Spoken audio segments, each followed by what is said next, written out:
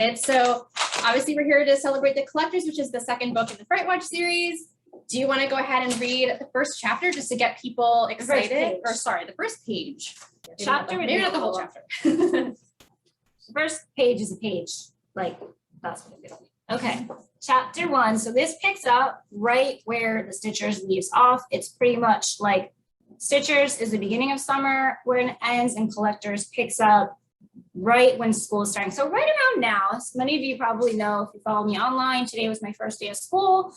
So it is back to school season, and that is where kind of Quinn and Mike are at right now. It's strange being on Goody Lane without seeing the oldies. Their houses look different with their colors stripped away, and most of the rose bushes died along with their original owners, B. Atwood, the Browns, and the Smiths. Instead, 5 new neighbors have taken their places. Young women who from across the street all look like they might be in their mid to late 20s. Mike and I nicknamed them the ladies in white because they're always dressed in shades of ivory and bone. We haven't officially met them, not yet anyway, but from a distance, they seem pretty normal, which should be a welcome change to Goody Lane. But it's not, as we all know, because it can't just be a nice little cute street. So awesome. Cannot wait. Okay, so my first question for you is, what was your inspiration for this book, this particular book in the series?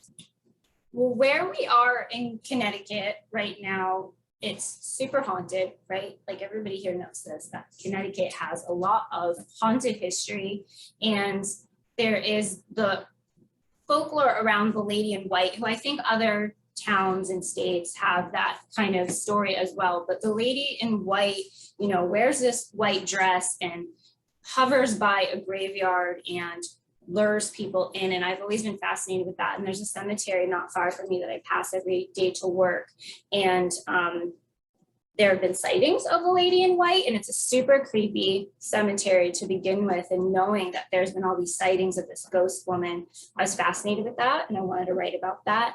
That paired with like my town where I grew up has a lot of, you know, the creepy folklore that I put into the Stitchers. I just kind of wanted to pick up where that left off, and also show a little bit of the trauma. Like if you had to battle a demon, you probably wouldn't feel so, you know, be right back to your normal self the next day.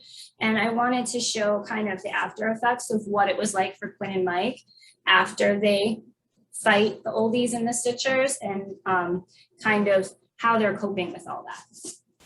Awesome.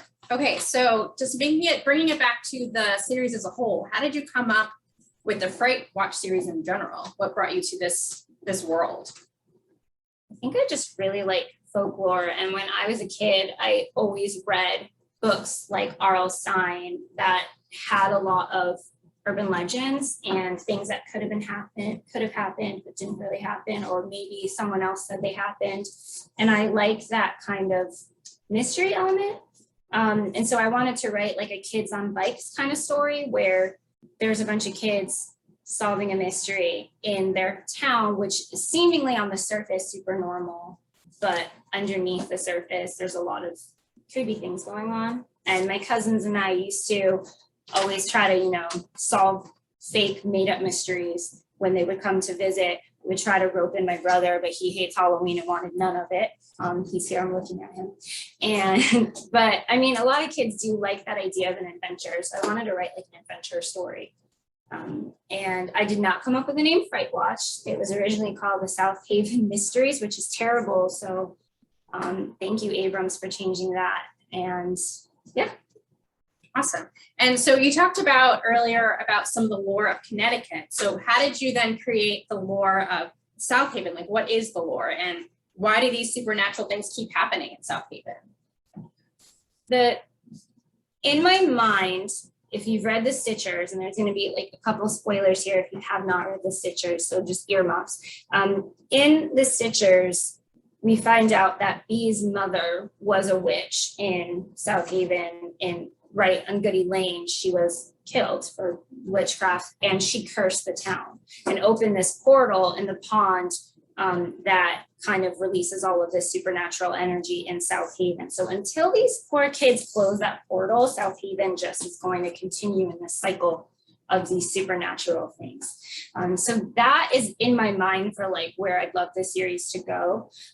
But it can also be a Monsters of the Week kind of thing where it's like each book is just a different demon or monster they have to battle. And what was it like to write a sequel? Speaking of, the first book, and now you wrote the second one, what was it like to get back into the story the second time around? It felt super easy. I feel like we talk about, Janae and I are, if you don't know, Janae and I are really good friends and we write together a lot. And she just had a conversation. Yeah. We talk about writing sequels a lot and how it's easier because you're already in the mindset of the characters and you're already in the mindset. You already know the town, you already know the personalities, the voice, like the structure of the story. And so it's a lot easier to jump right back in. It's actually harder for me when I want to try to write something outside of the series. I have to make sure that I think, okay, I don't want to be in Quinn's place anymore. And that's actually, I felt like it's kind of like putting on a favorite pair of jeans or something. Like you just slip right back in and everything kind of fits.